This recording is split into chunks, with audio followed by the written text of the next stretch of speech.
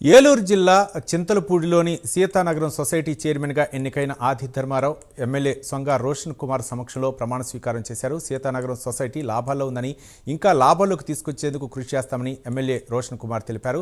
తనపై ఎమ్మెల్యే ఉంచిన నమ్మకాన్ని నిలబెట్టుకుంటారని, రైతులకు సకాలంలో రుణాలిస్తూ సొసైటీని అభివృద్ధిలోకి తీసుకొస్తారని సొసైటీ చైర్మన్ ధర్మారావు అన్నారు.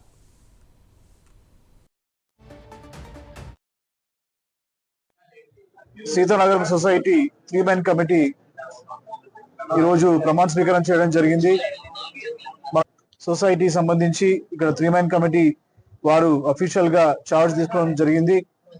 మరి సీతానగరం సొసైటీ చూస్తే ఇది ఒక మంచి సొసైటీ, మరి రైతులకి ఎంతో ఉపయోగపడే సొసైటీ.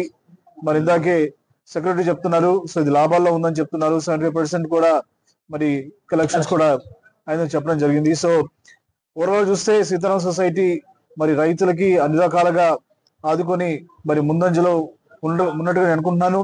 మరి ఈ యొక్క కొత్త ప్యానెల్ ఏదైతే ఎలక్ట్ అయిందో వారు ఈ యొక్క సీతారామ సొసైటీని ఇంకా లాభాలకు తీసుకురావాలి. అలాగే రైతులకి కావాల్సిన అవసరం తగ్గట్టుగా వాళ్ళ పెట్టుబడి కానివ్వండి, లేకపోతే మెన్యూస్ కానివ్వండి, ఇంకా ఎటువంటి రైతులకు సంబంధించిన వాటికి మరి వీళ్ళందరూ కూడా పరిశీలించి వారికి సరైన టైంలో సరైన న్యాయం చేయాలని చెప్పి నేను కోరుకుంటున్నాను.